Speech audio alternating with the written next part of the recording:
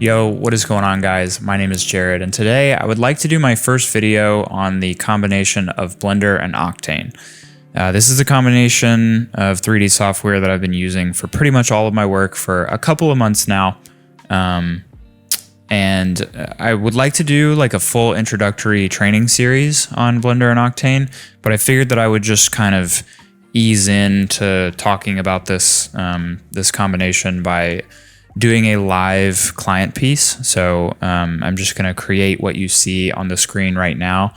I have an idea of what it's going to be in my head, but I have never like pre-made this. You're just going to, kind of see my trials and errors as I, work with Blender and Octane and actually create this client piece in front of you.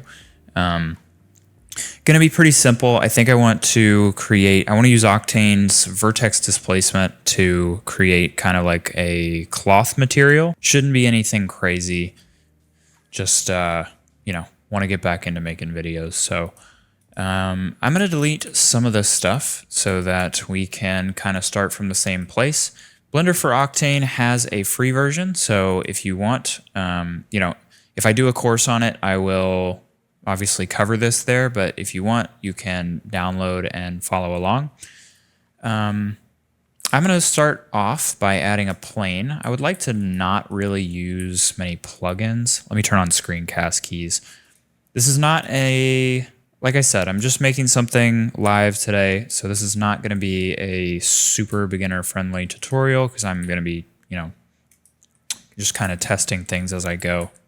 So I'm going to use this plane as kind of my basis to create a cloth, like I said. So I'm going to come over to my shading tab, switch into object mode, and I guess we need to be in world. So let's set up an HDRI, which in Octane you do by creating a texture environment, and we'll get an RGB image. Connect our texture to texture, environment out to Octane environment. And I'll open just an HDRI just so we can kind of set up our scene without too much going on. Let's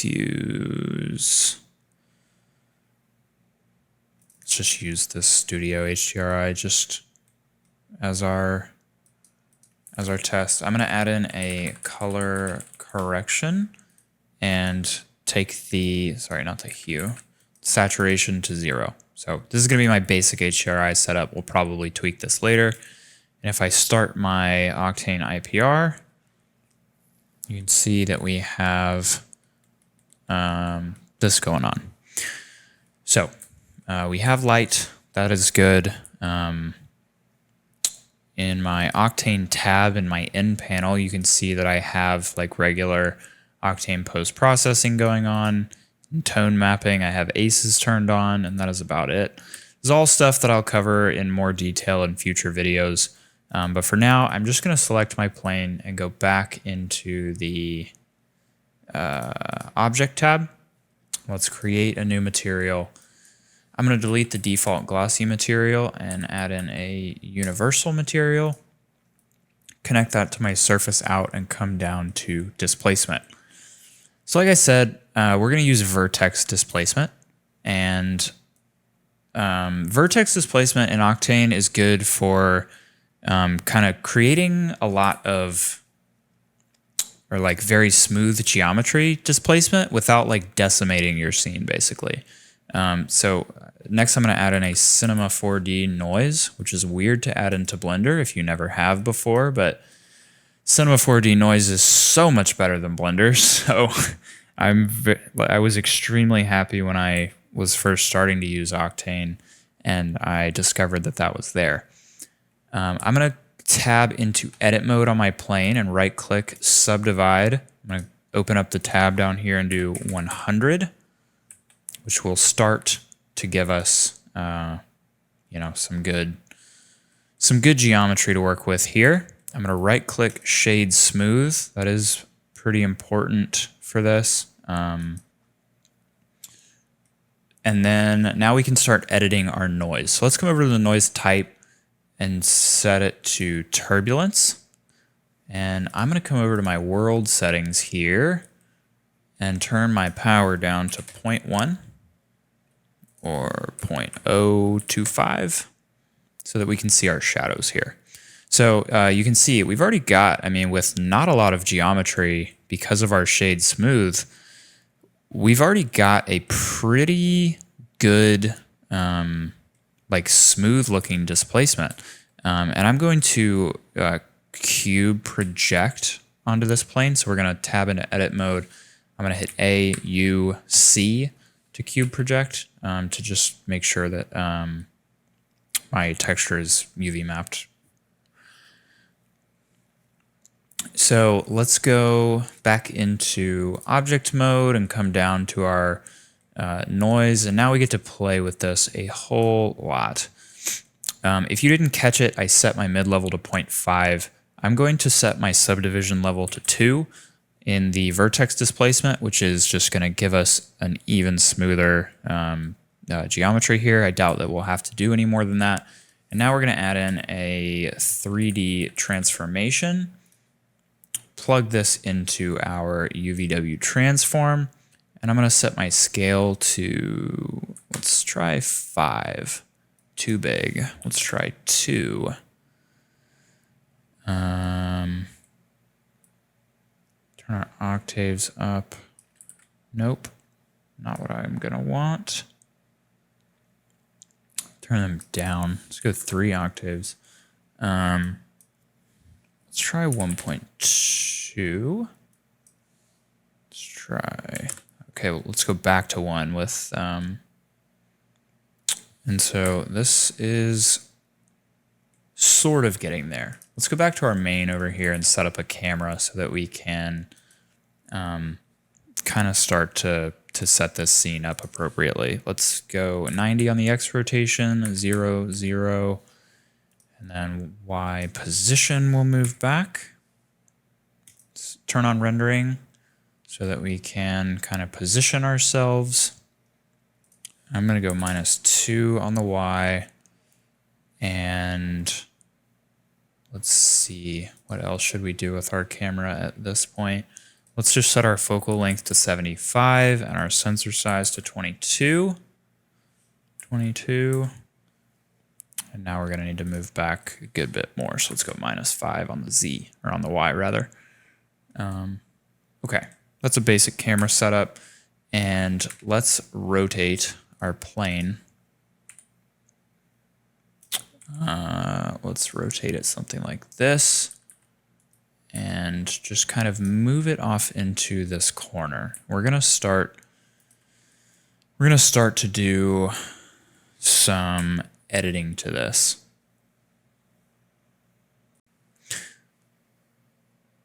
So what we are going to do is we're gonna add a deform. Let's go in our plane, add in a simple deform modifier. I'm going to leave it on twist. Let's turn our viewport off, and I'm going to set the origin of my plane here to like somewhere roughly in the center. Doesn't really have to be super exact, but I'm just creating an empty that I can then call plane origin. And I can come in here and I can set this as the origin. And if I toggle this back on now, my goal here is to create some like foreground, midground, background ripples with a combination of the simple deform and the displacement height. So I'm just gonna like twist this plane around a good bit and see where something might be interesting. And I'm gonna set this height to like 5 to give us something really extreme. So, I mean, that already isn't bad. Let's just kind of move this twist around, maybe play with the axes that it is being twisted around. I'm going to come into, I'm going to come into my camera. I'm going to drag it into my camera's folder first. And then I'm going to come down here and turn whatever this is all the way up just so I'm not distracted by everything else. And then I'm also going to come into the Octane camera and turn the aperture down to 0 so that I don't have any depth of field going on. This is already kind of getting where I want it to be as far as just getting an organic shape. I'm going to turn the strength down to like 3. And this is looking good. I'm going to play with this angle some more. Something like this. I like this. It's going to give me this kind of shape that I'm looking for, and I'll be able to separate the foreground and the background really well. So I like this shape. I'm going to call this kind of fabric deformation done for the moment, and I'll come back to this in just a little bit.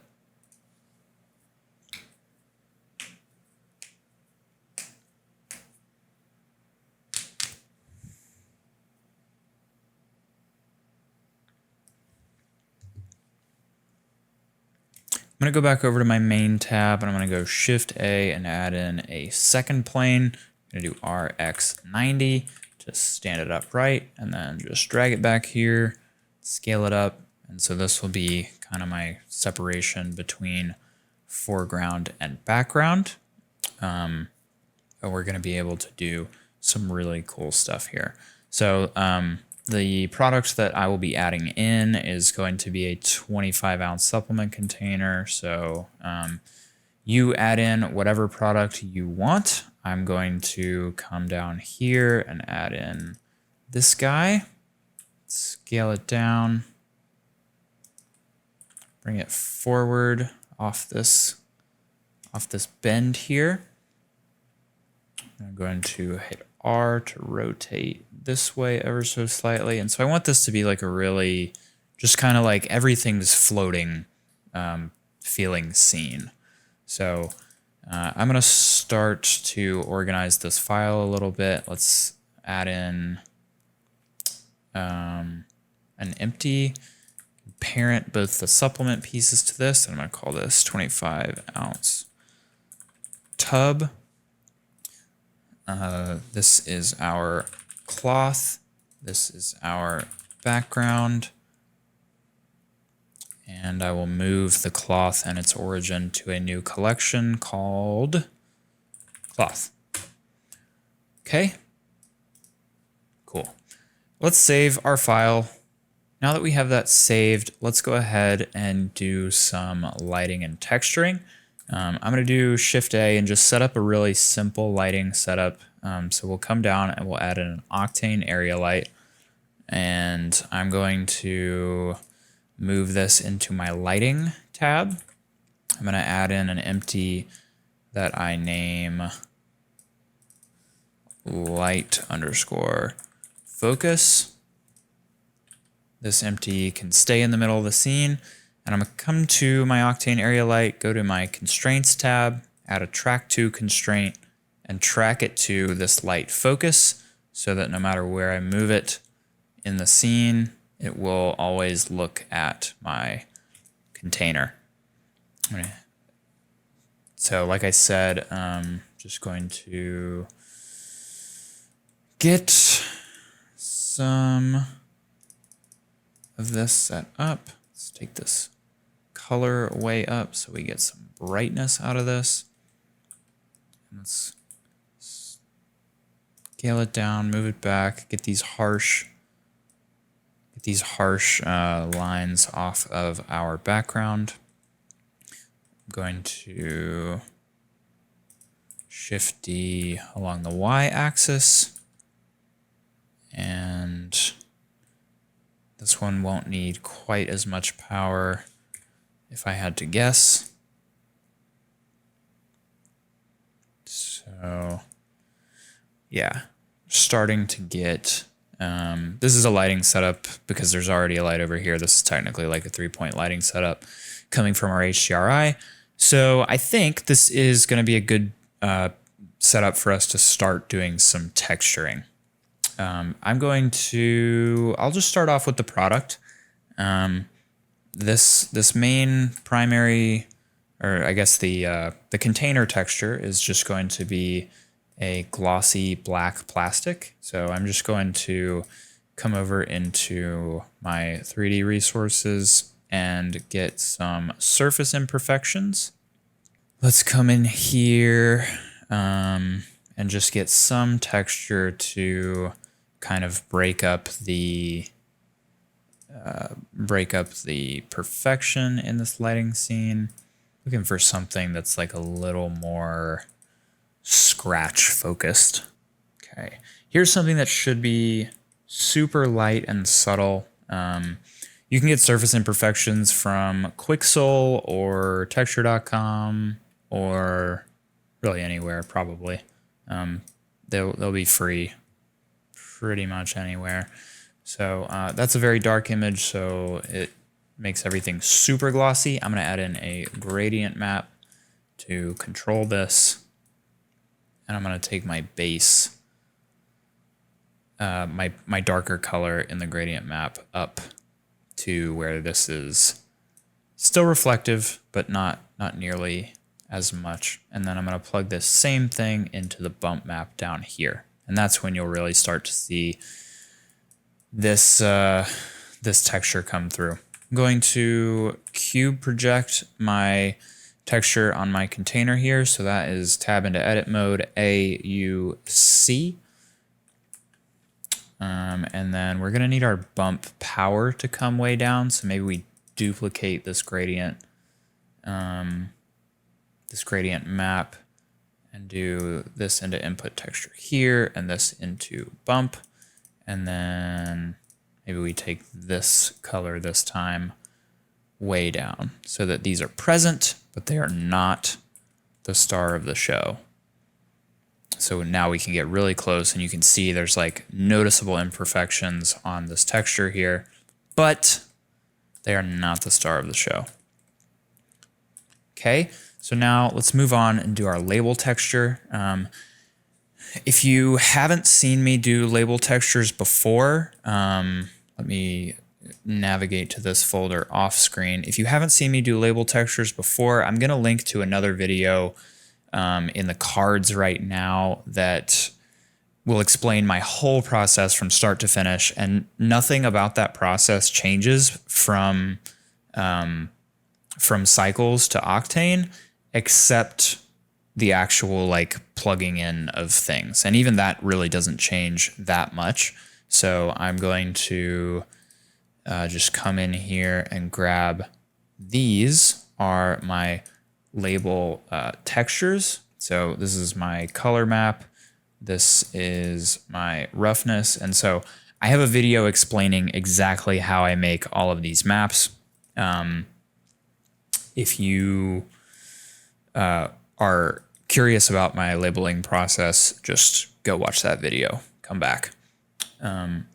But let's grab our label texture here, create a new material. I'll call this product underscore label. And then I'll drag in all these maps. I'll start with the 3 that are needed for the base material, which is going to be color, roughness, and normal. And so this, we will just use our Octane glossy material for roughness, normal. Okay, normal map is way too strong, predictably. Set this to like 0.2. Like 0.3. Looking for some reflections, but not anything super crazy. Okay, that looks pretty good. And now we have to do, this label has a foil layer. So we're going to come drag in our foil map, and then let's add in a universal material as well as a mix material. And we're not going to need most of this stuff, so I'll close all this down. And we're going to turn our metallic up to 1, albedo to this purple color. I would sample it if it wasn't in shadows, but it's approximately this color. Okay. And then I'll just close up this universal material so that it doesn't take up too much space. Mixed material, we'll take our base label file, put it into the first material, second one, put it into the second, and then this is our amount. We'll plug this into the surface, and I need to invert my map because I made that map when I was using Cinema 4D, and it's reversed in Blender. So that's why I have to do that, but maybe you don't. So this looks pretty good. Let's open this universal material and just turn the specular down to like 0.02, or the roughness, sorry.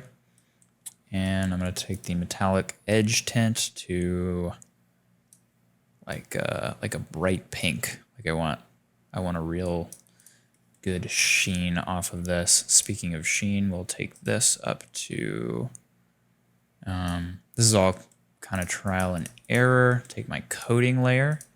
Let's take this up. So now this metallic is coated. I'll take my coating roughness down to 0. Okay. And so we don't have enough unique reflections going on at the moment for this to look super interesting, but we will eventually. So I'm going to leave that as is for the moment. I'm going to save, and now we'll move on to our fabric.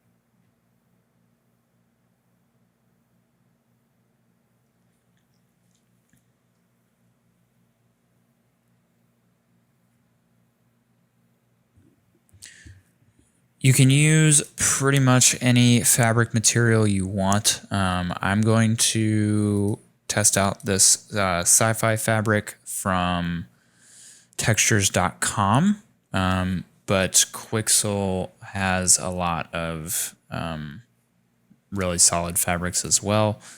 We're just going to test this one out and see how it looks basically. Okay, so now that I have all my texture maps down here, I'm going to select my plane, and we will just work on our material.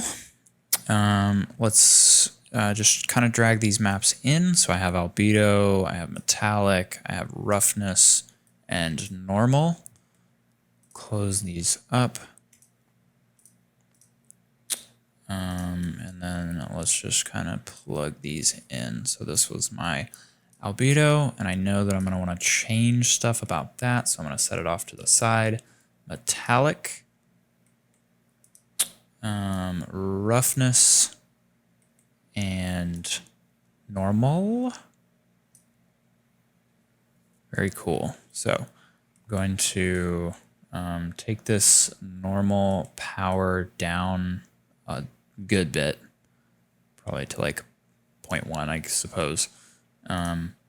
And then I want to scale this texture down, so I'm going to kind of group all of my maps up. And I'm going to add in a 3D transformation.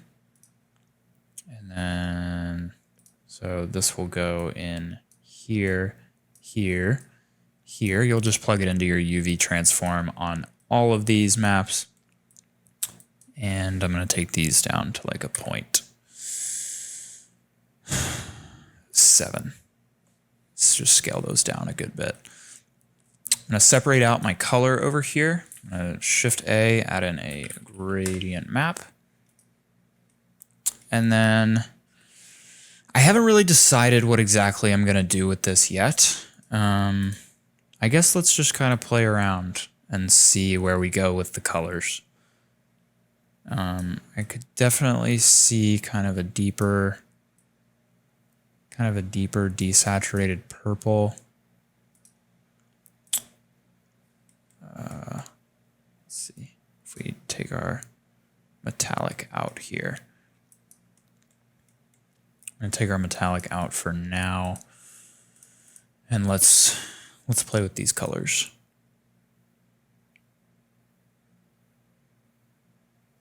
So maybe this just stays as white for the time being. I'm going to add in another gradient map. Let's close that one up. Disconnect. Let's go input, and then this was our metallic.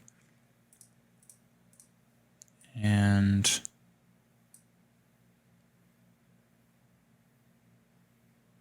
okay. I would like this. This is tough. I mean, that was kind of cool.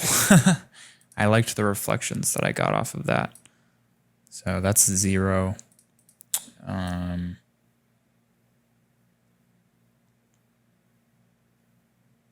that makes everything black. Let's sort of hover somewhere in the middle here.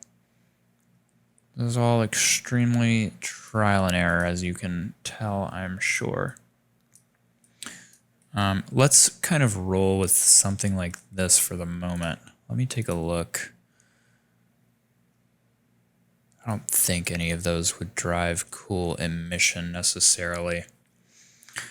Okay, I like where we're at. I do. Next, I'm going to brighten up this scene because our lights aren't really doing quite enough for me at the moment. I'm going to start by just brightening up the area lights. Maybe this one isn't great. And then let's go into our world and let's change this HDRI out at this point to something that's a little more dynamic. Let's go like a 0.07 here. And now we're going to start to get some good reflections. Let's do like a 0.1. So you just kind of alter your lighting until you are content. 1.25. It's probably going to be super bright.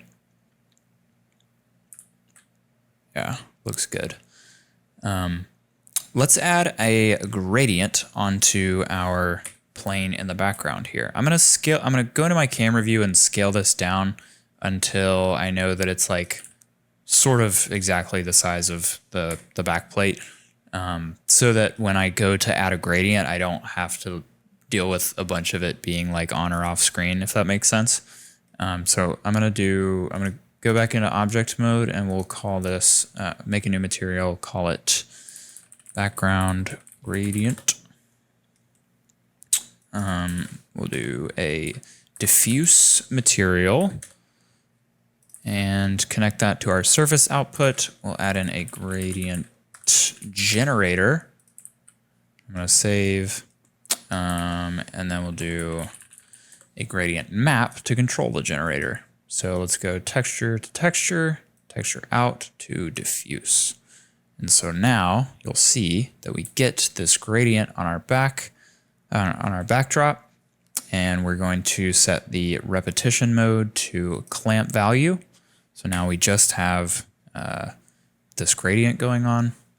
And let's add in a 3D transformation. Set this to the UV transform. And then rotation, I believe it's on the Z that we need to go 90 degrees. Yes. Okay. So now we have a gradient on the background, and we get to now just control the colors with this gradient map. So I'm gonna take this bottom color. I want it to go bright to dark, so I guess we could do -90 and flip that. Or brighter to darker. They're both gonna be pretty bright colors, but I'm gonna set this bottom one down here. Or let's see. I just turned myself around here. I'm gonna set this bottom one down here to more of like a pinkish color, and the top one to, I mean, I'll set it to pure white first, just to see.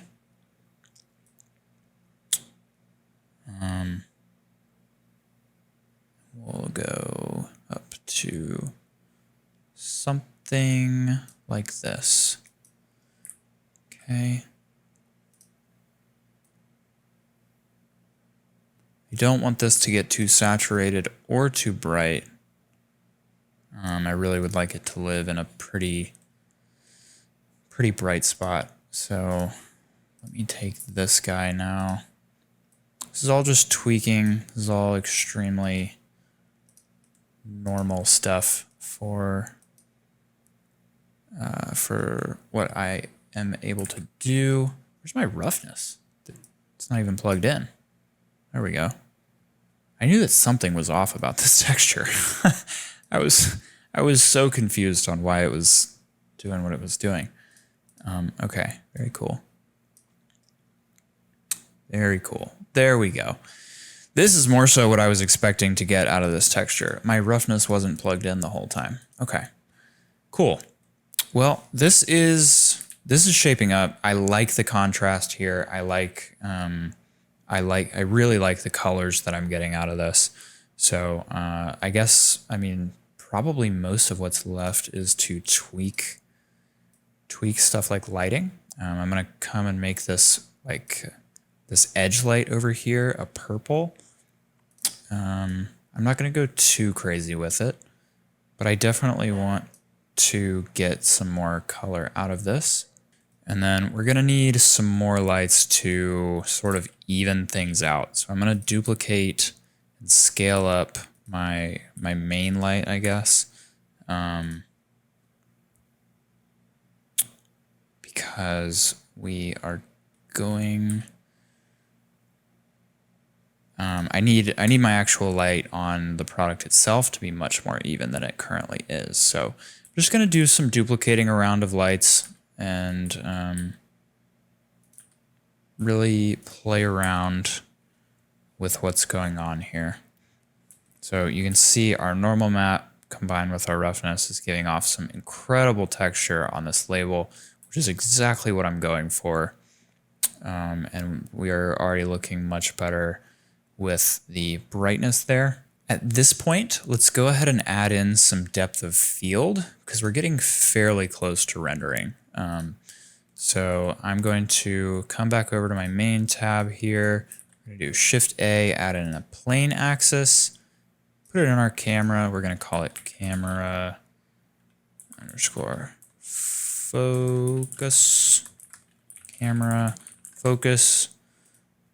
And then we're going to come to our camera tab and we're going to go to our Octane camera. And so I'll make a whole video dedicated to the Octane camera at some point, but for now, let's just come down to the autofocus, turn it off, let's set it to the camera focus, and then let's move this to the front of our label.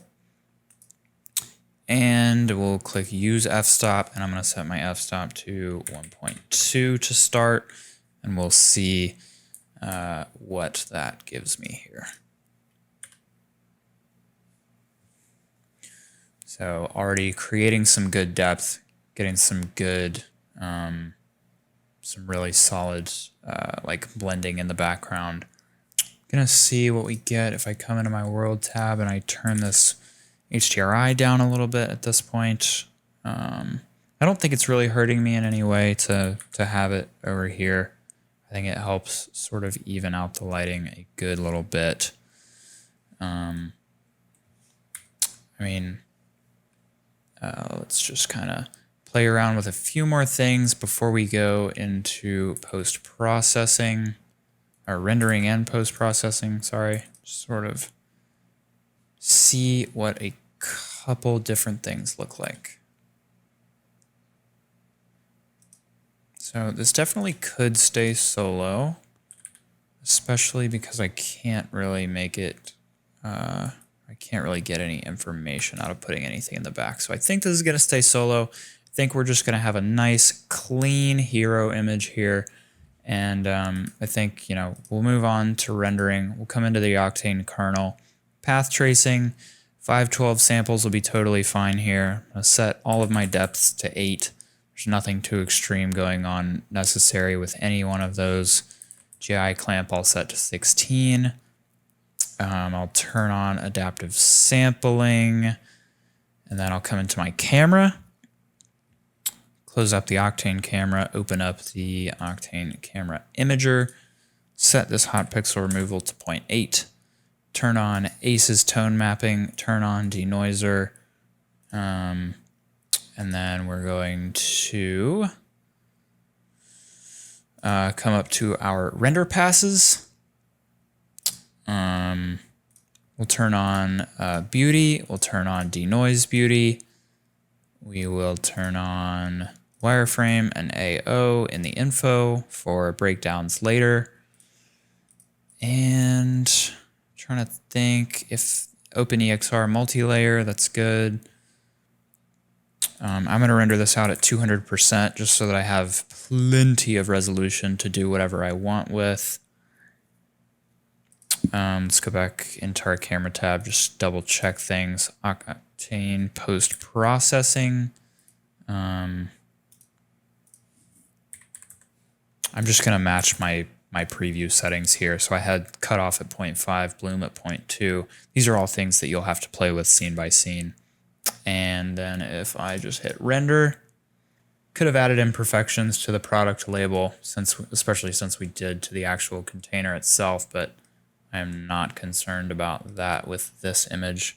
So now that this is done, we will go image, save as, and wherever you save your project file, I just make a folder called renders, and I will call this what it is, which is Kaio product viz, and we will save that out as our EXR and open up Photoshop to start doing some post-production. If you've never used EXRs in Photoshop before, there is a plugin or extension that you need to download to open them up. It's just 3d-plugin.com. But if you've never used an EXR before, you probably rendered it as a PNG anyways, so I don't think I necessarily have to say that. So this is going to open a 32-bit image that is going to be washed out because I'm opening it sRGB. So first thing I'm going to do here is just throw in a curves and bring my black point way down to match where we were in our viewport. People who actually work linear will probably yell at me for that, but this is just how I do things. So the post process is kind of just different for each image, but in general, CG is too perfect. So without overdoing it, you need to add blur, add chromatic aberration, add noise, just add some imperfections to your image where, you know, it still looks clean and it looks professional, but it looks a lot more like it was shot with a camera. And I truly believe that that's where 90% of CG, not 90%, we'll call it 30% of the goodness of a final image in CG is in post-processing and making it look like an actual photograph instead of a render.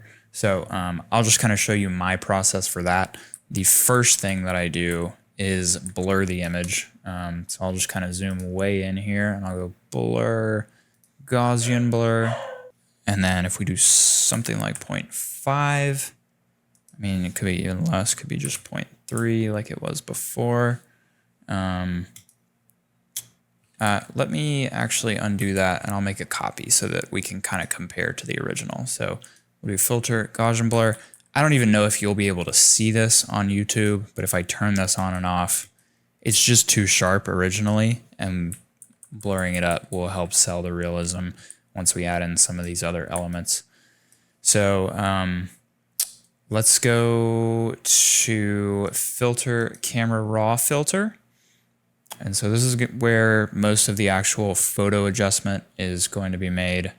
This is the part where things get destructive, but I guess it doesn't have to. I guess we can convert this to a smart object so that we can always go back and edit these camera raw settings. So I'm going to kind of drop my blacks even a little bit more here. And let's come up to the basic tab. Gonna do like 10 on the clarity, 5 on the texture. You can see, I think doing that, doing the surface imperfections on the container really does help things. Sometimes it feels like a waste, but man, does it add when you're really zooming in, which no one will do but me, and that's fine. So I'm going to come over to the masking tab here, and I'm going to hit subject. And then let's see, let's right click on the mask and click invert. And I want to drop the blacks on everything but the actual container. So I'm going to do that. I'm going to drop the shadows. I'm really mostly looking for, I'm really mostly looking to do this on the cloth itself.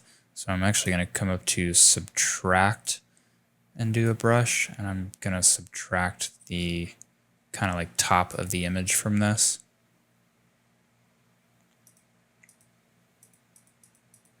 Just really go over this so that you lose these edges.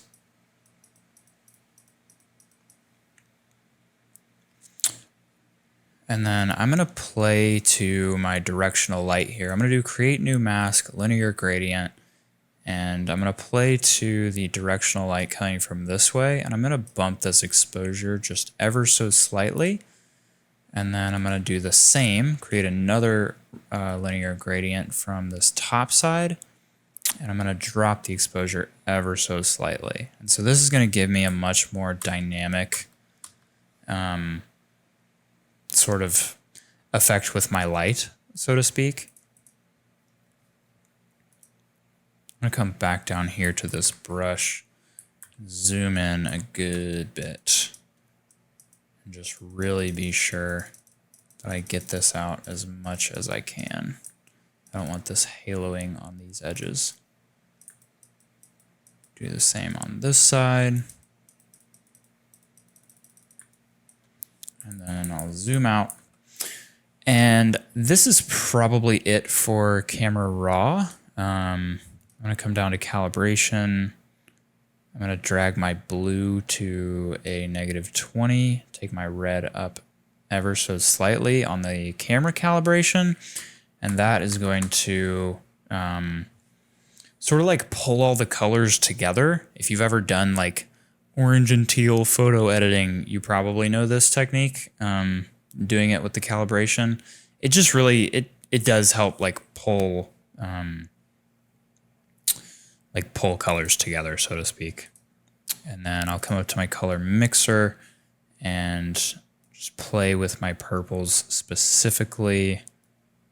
Just be sure that these actually match what the product looks like in real life. Bring my luminance up a little bit. And this is looking really good. This is an extremely clean image. All that is really left here is for me to come up to, let's do chromatic aberration first. So we're gonna go to filter lens correction.